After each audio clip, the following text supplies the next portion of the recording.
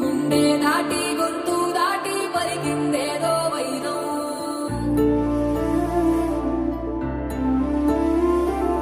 మూడు వారిన మనసులోనే పలికిందేదో ప్రాణం. కన్నుల్లోనే గంగై పొంగిన ఆనందం, కాలంతో పరిహాసం చేసిన స్నేహం.